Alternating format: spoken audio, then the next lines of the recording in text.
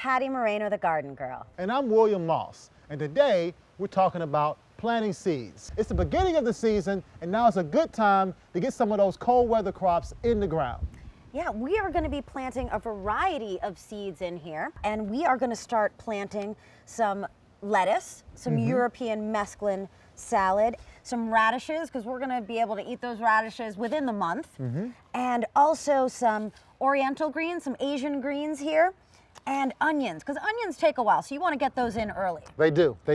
Now the first thing you want to do is you want to get you a nice furrow going. We've cleared and cleaned the bed, so now it's time for us to make a little furrow for the seeds.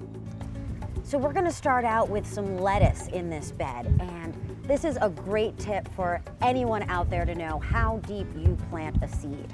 These are a European mesclun mix of seeds, and to know how deep I plant them, what I'm going to do is I'm going to take 3 seeds and I'm going to line them up.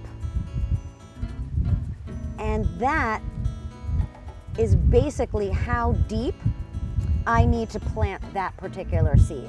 And it's just a great tip that you can use with any seed out there, so you don't have to memorize how deep each individual seed needs to be planted.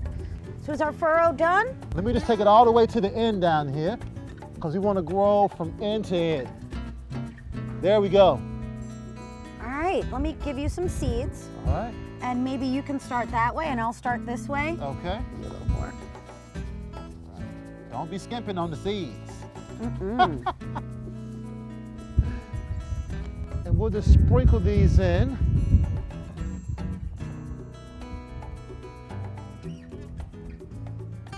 And I'm gonna give you some onions. Just sprinkle those along our other furrow. I love the way onions look, and I had some great onions last year that I started using, and I made scallion pancakes. They were so delicious. Can you see how alive this soil is? You can see little worms pop their heads out every now and then. Okay, I think that's enough there.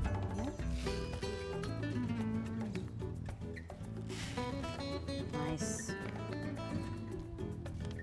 Now we're just going to cover our furrows up, but we got to be careful because like you said, the seeds are small. We don't need a lot on top, only a little bit.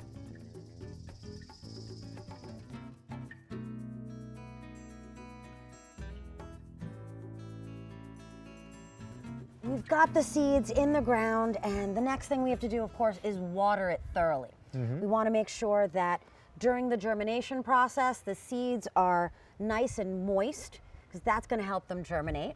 They need that moisture. They're going to have that soil to seed contact. The onions will take a little bit of time before they start sprouting, but our lettuces, within the week, we should start seeing little green sprouts popping through. Exactly, and then that begins what's to me the hardest part of any seed sowing, which comes the thinning part. You know, we are the world. Can't we all just get along? No, you got to get in there and thin these guys out. So you've got to thin them out, and typically we want to make sure that they have enough space, because if you don't, then they won't be able to grow and become the full-size plants that we need them to be, so we can harvest them and get all the produce that we want.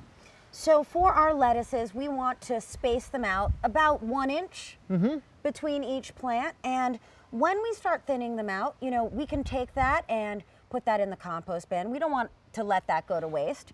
We can take those sprouts, and we can also, me, because I have chickens, I'll give them to my chickens. They love little green sprouts. Right. And I'll often take the sprouts sometimes, and you can use them in salads or use them on a sandwich, because they're edible from the time they sprout, of course, until they're fully mature as full-grown produce. You can use them as food too. And these cold weather crops here would do well for us for the next 6 to 8 weeks until warm weather, when it's time for us to put out some of the warm weather seeds. Yeah, like our eggplant and our peppers and Right. our tomatoes. Woohoo! Love tomatoes. I'm Patty Moreno, the Garden Girl. And I'm William Moss. Thanks for watching.